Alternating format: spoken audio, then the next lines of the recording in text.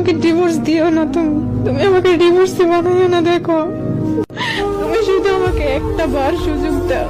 আমি আপনাকে একটা কথা বলি, হাজবেন্ড 12 ঘন্টা কাজ করে আসার পর ওয়াইফকে কল দিবে, সুখ দুঃখের কথা বলবে বা বিভিন্ন কথা জিজ্ঞেস করবে। ওরে সন্ধ্যা 6টা বাজে আমি কল দিলে বলবে হ্যাঁ বলো কি হয়েছে।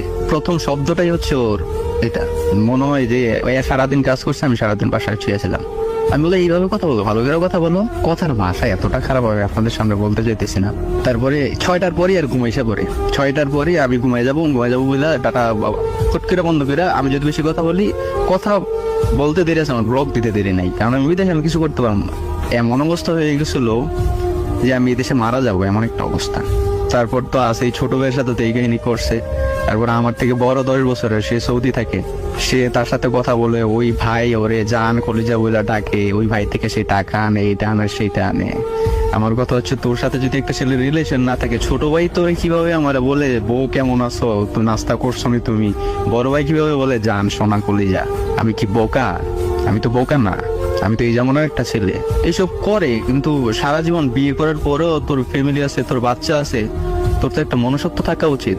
কিন্তু এই মনুষ্যত্বটা ওর ভিতরে নাই। আমি ওরা হাজারো বার বোঝাইছি, এই 2 ঘটনা জানার পরও আমি মাফ করছি। মাফ করে ওরা আমি বলছি যে তোমার যা হয়েছি, আমি আমার সর্বোচ্চ 1 বছর সময় লাগবে, এই বছরের শেষের দিকে হয়তো আমি বাড়িতে আসবো। তুমি আল্লাহর দিকে তাকাই, আমার বাচ্চার দিকে তাকাইয়া তুমি আমার বাড়িতে যাও।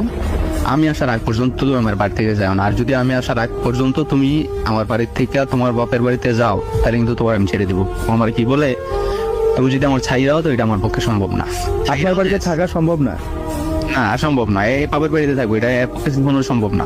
বাবার বাসায় গেছে আবার ওরা, আমি অনেক রিকোয়েস্ট করে ওর হাতে পায়ে ধরে, বউ সোনার লক্ষ্মী, ওরা আমি ভালোবাসা দিয়েও আমার কাছে রাখার চেষ্টা করছি, ভয় দেখেও রাখার চেষ্টা করছি। মানে ওরা আমি এমনও বলছি, দেখ তোর কাবিনের টাকা 1.5 লাখ টাকা, এটা আমার 1 মাসের বেতনও না, আমি তো ছাড়িয়ে দিতে পারবো যে কোনো সময়। এইভাবেও চেষ্টা করছি, এইটাও হয় নাই। এখন আমার কাছ থেকে 3 লাখ টাকা দাবি করে, আমার কাবিন 1.5 লাখ টাকা, আমি তোর 3 লাখ টাকা কেন দিব? বলতেছে আমার জীবন নষ্ট করছে। আমি যদি বলি ও আমার জীবনটা নষ্ট করছে। আর একটা সবচেয়ে ইম্পর্টেন্ট কথা বলি, হাজবেন্ডের প্রতি ওয়াইফের যে একটা ভালোবাসা, যে একটা কেয়ার, কোনোদিন আমার জিজ্ঞেস করে না তুমি কেমন আছো, তুমি কি খাইছো, খাওয়া দাওয়া করছো কিনা, তোমার শরীর কেমন। মানে হাজবেন্ডের প্রতি ওয়াইফের যে একটা মায়া, টান, ভালোবাসা, এই জিনিসটা ওর মধ্যে বিন্দু পরিমাণা নাই। আমি হয়তো আপনাকে গুছাইয়ে বলতে পারতেছি না, কারণ আমার মনের মধ্যে অনেক কষ্ট।